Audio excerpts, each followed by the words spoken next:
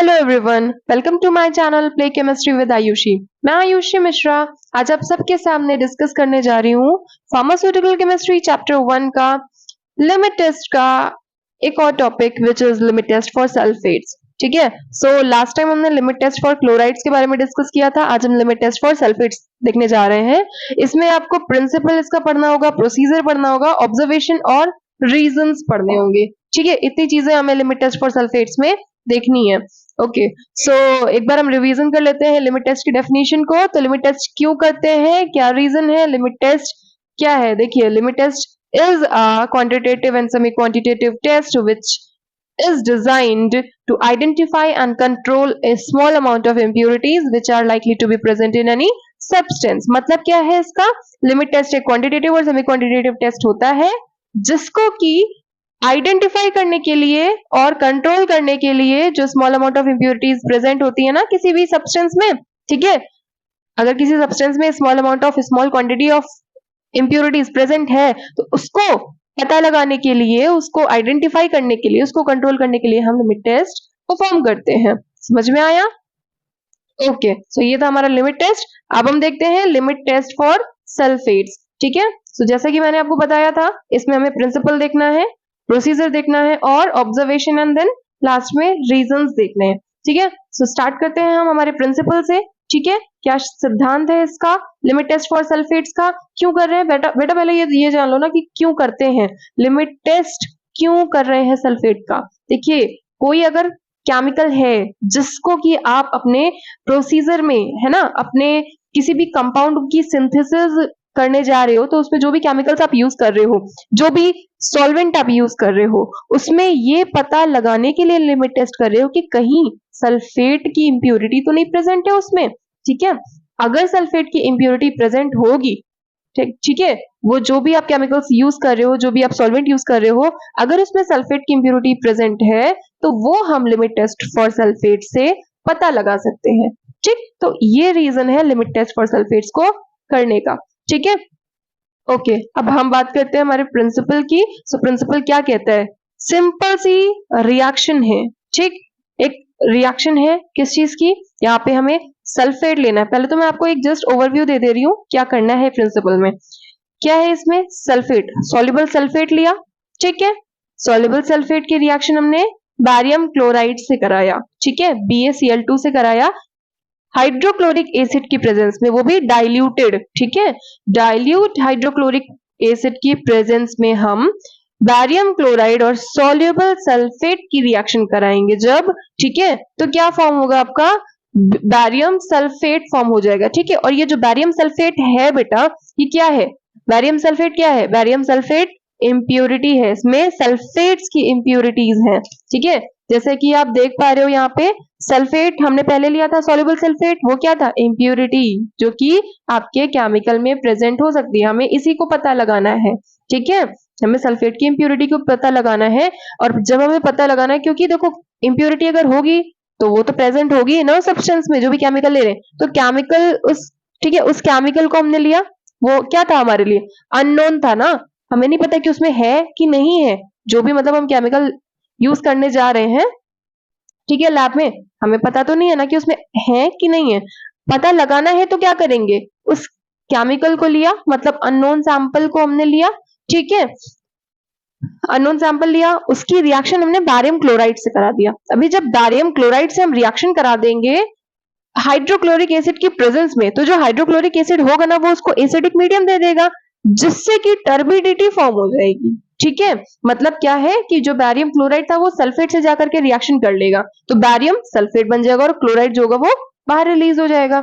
ठीक है, it means क्या हो रहा है कि यहाँ पे टर्बिडिटी, मतलब बैरियम सल्फेट की टर्बिडिटी फॉर्म हो जाएगी। मतलब जो सल्फेट आपका केमिकल में प्रेजेंट था ना, वो बैरियम के साथ आकर के रिएक्शन कर लेगा और वो दिखने लग जाएंगी इंप्योरिटीज। ठीक है, और दिख क्यों रही है, क्योंकि हम हाइड्रोक्लोरिक एसिड को डाल रहे हैं। ठीक है, हाइड्रोक्लोरिक एसिड उसको एसिडिक मीडियम देगा, और जैसे ही वो उसको एसिडिक मीडियम देगा, वो टर्बिडिटी के फॉर्म में हमें शो होने लग जाएगी, मतलब बैरियम सल्फेट फॉर्म हो जाएगा और वो हमें टर्बिडिटी के फॉर्म में शो होने लग जाएगी।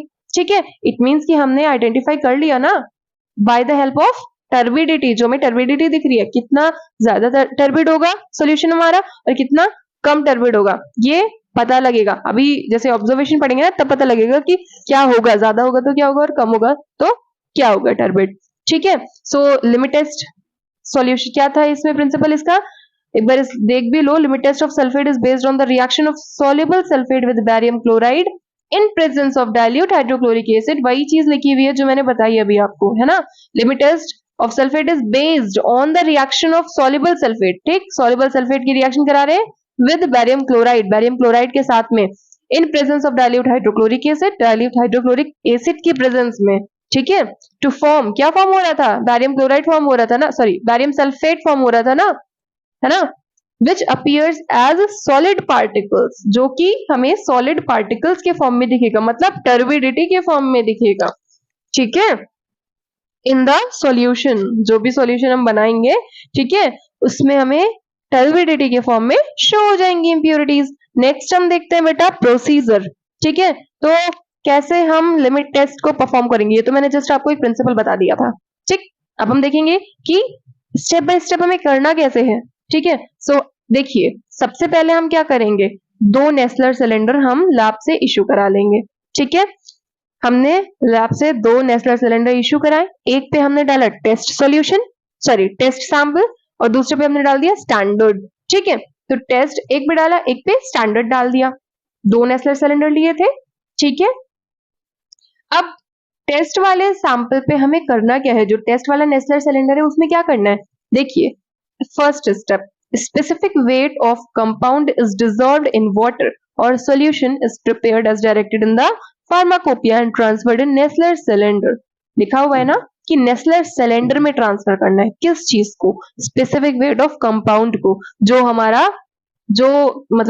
अननोन सैंपल है ना, ठीक है, वो हमने लिया, specific amount of weight of compound ले लिया, उसको डिसॉल्व कर लिया हमने वाटर के साथ में हमने उसको डिसॉल्व किया, और डिसॉल्व करने के बाद क्या किया हमने, उसको नेस्लर सिलेंडर में ऐड कर दिया, मतलब पोर कर दिया, ठीक है। अब इतना करने के बाद फिर क्या करेंगे हम, add 2 ml of dilute hydrochloric acid, then हमने उसमें 2 ml of hydrochloric acid add on कर लिया, ठीक, हाइड्रोक्लोरिक एसिड डाल दिया 2 ml। अब क्या करेंगे, dilute to 45 ml in Nessler cylinder. Dilute का मतलब क्या होता है, डाइल्यूट का मतलब वाटर ऐड करना, ठीक है। मिनिस्कस तक का हमने क्या करना है, वाटर ऐड कर लेना है, ठीक। जो नेस्लर सिलेंडर का मिनिस्कस होता है ना, जैसे देखोगे आप नेस्लर सिलेंडर में तो ऐसा घेरी टाइप का एक मतलब एक सर्कल टाइप का बना रहता है, ठीक है, मिनिस्कस उसको हम बोलते हैं, ठीक। तो वहां तक हमें क्या करना है, वाटर मेकअप कर लेना है, मतलब उसको वॉल्यूम मेकअप कर लेना है ना, वाटर ऐड कर देना है उसमें, ठीक है। फिर हम क्या करेंगे, उसमें 5 ml हमने बैरियम सल्फेट ऐड ऑन कर दिया, बैरियम सल्फेट रिएजेंट ऐड कर दिया, ठीक है।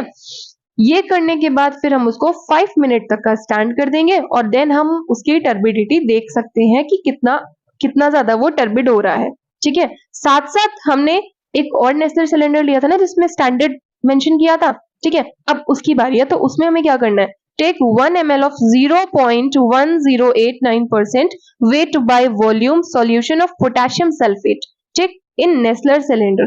हमने यहाँ पे देखो, यहाँ पे नोन अमाउंट लिखा है ना, नोन अमाउंट मतलब क्या, पोटेशियम सल्फेट ले रहे, वहां पे स्पेसिफिक वेट ऑफ कंपाउंड लिखा था, वो अननोन था। यहाँ पे पोटेशियम सल्फेट साफ साफ लिखा हुआ है, इट मीन्स कि ये हमें नोन है ना।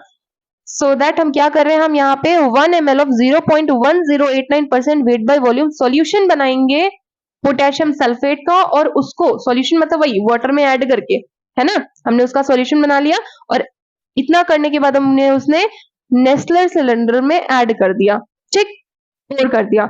उसके बाद क्या करेंगे, 2 ml, बाकी पूरा प्रोसीजर देखो वही है जो हमने टेस्ट में पढ़ा था, फर्स्ट स्टेप सिर्फ चेंज रहेगा इसमें। 2 ml हाइड्रोक्लोरिक एसिड डाल दिया, देन 45 ml वाटर से डाइल्यूट कर लिया, मतलब वॉल्यूम मेकअप कर लिया। आफ्टर दैट 5 ml हमने बेरियम सल्फेट रिएजेंट भी उसमें ऐड ऑन कर दिया। देन हम क्या करेंगे, उसको keep aside for 5 minutes, 5 minutes के लिए उसको स्टैंड कर देंगे, ठीक है, थोड़ी देर के लिए उसको रख देंगे, और 5 मिनट बाद देखेंगे कि स्टैंडर्ड वाला ज्यादा टर्बिड है कि टेस्ट जो सैंपल हमने बनाया था वो वाला ज्यादा टर्बिड है। तो पता कैसे चलेगा बेटा कि हमारा जो टेस्ट है वो पास हुआ है या फेल हुआ है ना, ये तो सोचने की बात है। कौन सा ज्यादा टर्बिड होना चाहिए, कौन सा कम टर्बिड होना चाहिए, ये हमें पता लगाना है ना। तो कैसे पता करेंगे? देखिए अब बात है ऑब्जर्वेशन की। सो ऑब्जर्व हमने क्या किया, हमने दोनों प्रोसीजर को अच्छे से फॉलो कर लिया। ठीक, ऑब्जर्व क्या कर रहे हैं? The turbidity produce in sample solution should not be greater than standard solution. क्या मतलब हुआ इसका? कि टर्बिडिटी जो प्रोड्यूस हो रही है दोनों में, ठीक है, जैसे कि सैंपल सॉल्यूशन की फॉर्म हो रही है और स्टैंडर्ड सॉल्यूशन की फॉर्म हो रही है, तो सैंपल सॉल्यूशन की should not be greater than standard solution, मतलब कि सैंपल वाले की ज्यादा नहीं होनी चाहिए। जो हम टेस्ट सॉल्यूशन बना रहे थे ना, टेस्ट सैंपल बना रहे थे ना, उसकी जो टर्बिडिटी है वो बहुत ज्यादा नहीं होनी चाहिए, वो कम होनी चाहिए, है ना। और स्टैंडर्ड वाले की टर्बिडिटी ज्यादा होनी चाहिए इन कंपैरिजन टू टेस्ट। ठीक है, मतलब टेस्ट वाले की टर्बिडिटी कम होनी चाहिए और स्टैंडर्ड वाले की टर्बिडिटी ज्यादा होनी चाहिए। अगर टेस्ट वाले की ज्यादा हो रही है स्टैंडर्ड वाले से, इट मींस कि हमारा जो टेस्ट होगा वो फेल हो जाएगा। ठीक, इसमें लिखा भी हुआ है, देखिए, if turbidity produces in sample solution is less than the standard solution, the sample will pass, ठीक, the limit test of sulphate and vice versa. क्या मतलब हुआ इसका? कि अगर टर्बिडिटी जो प्रोड्यूस हो रही है सैंपल सॉल्यूशन की वो कम है, लेस है, ठीक है, देन स्टैंडर्ड सॉल्यूशन से कम अगर है, तो जो टेस्ट होगा वो पास हो जाएगा। ठीक है, लिमिट टेस्ट ऑफ सल्फेट का। और वाइस वर्सा मींस क्या होता है बेटा? वाइस वर्सा मींस होता है कि जस्ट अपोजिट इसका। ठीक है, मतलब अगर ज्यादा होगी तो टेस्ट फेल हो जाएगा। ठीक, टेस्ट वाले की अगर ज्यादा होगी तो टेस्ट हमारा फेल हो जाएगा। आगे देखते हैं बेटा, ऑब्जर्वेशन तो समझ में आ ही गया होगा आपको, ठीक, कैसे ऑब्जर्व करना है। ठीक है, देन रीजन देख लेते हैं हम। Hydrochloric acid helps to make solution acid. Hydrochloric acid क्यों डाल रहे थे हम वहां पे? हमने बताया था आपको कि हमें एसिडिक एनवायरमेंट देना है। ठीक है, हम जो रिएक्शन कर रहे हैं, अगर हम उसको एसिडिक एनवायरमेंट नहीं देंगे तो टर्बिडिटी ही नहीं फॉर्म होगी। और अगर टर्बिडिटी फॉर्म नहीं होगी, ठीक है, भले चाहे आपका बैरियम सल्फेट जो है, मतलब बैरियम क्लोराइड जो है वो सल्फेट से जाकर के रिएक्शन कर भी ले रहा है, ठीक है, तो टर्बिडिटी फॉर्म ही नहीं होगी। ठीक है, रिएक्शन ही नहीं हो पाएगी, और रिएक्शन नहीं हो पाएगी तो क्या होगा? आप आइडेंटिफाई नहीं कर पाओगे, है ना। तो फिर सल्फेट का टेस्ट करने से कोई फायदा ही नहीं है। ठीक है, सो यही रीजन था इसका।